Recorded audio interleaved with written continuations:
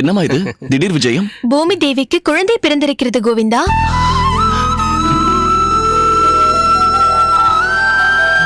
நமக்கு எதிர் அகத்திலே இருக்கும் முகுந்தன் தான் தகவல் சொன்னார். அதுதான் உடனடியாக புறப்பட்டு இங்கு வந்துவிட்டோம். நேராக அவர்கள் அகத்திற்கு தான் போகிறோம். ஆண் குழந்தையா பெண் குழந்தையா? முதலில் அதை சொல்லுங்கள். ஆண் குழந்தை கோவிந்தா.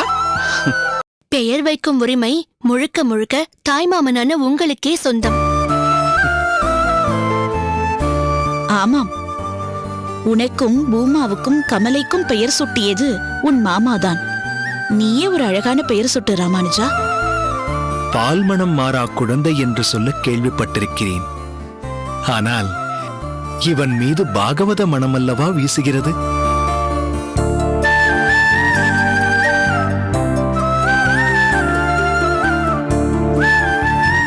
அந்த ராமனின் தேஜஸ் இவன் முகத்தில் குடிகொண்டிருக்கிறது. அதனால் அடியேனுக்கு தெரிந்து இவனுக்கு ஒரே ஒரு பெயர்தான் இருக்க முடியும். என்ன அண்ணா அது? தாசரதி.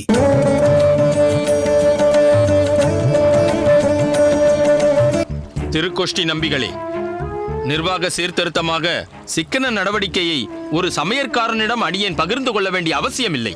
அப்படியென்றால் இவ்விஷயம் தங்களது கவனத்திற்கு உட்பட்டுதான் நடந்தது இல்லையா?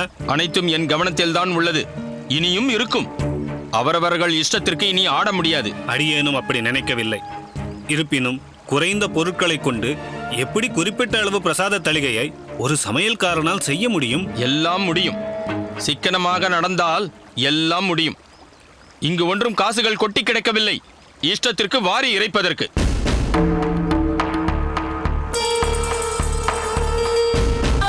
யாதவ பிரகாசரா? ஆம், யாதவ பிரகாசர் தான். அவர் சாஸ்திரத்திற்கு விருத்தமாக போதிப்பவர் அல்லவா?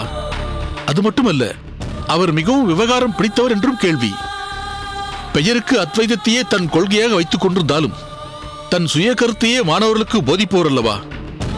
அவரையா திருக்கட்சி நம்பிகள் பரிந்துரைத்தார் என்கிறீர்கள்? திருக்கட்சி நம்பிகள் மட்டுமல்ல, ராமானுஜனின் இப்போதைய ஆச்சாரியரான மயூரவண்ணனும் ராமானுஜன் அவரிடம் படிப்பதையே சரி என்று எண்ணுகிறார். மிகவும் விசித்திரமாக இருக்கிறது. இனிமேல் தஞ்சா தோழிகளோடு தான் நிறைய நேரம் கழிக்க வேண்டியிருக்கும். ஏன் பாட்டி? ஆமாம், ராமானுஜன் தான் திருப்புட்குழிக்கு போக போகிறானே. எதற்கு பாட்டி?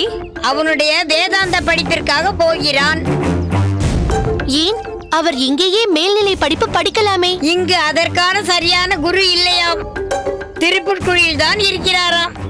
அதனால் ராமானுஜன் அங்கேயே தங்கி படிக்க போகிறானாம். அப்படியெல்லாம் ஒன்றுமில்லை.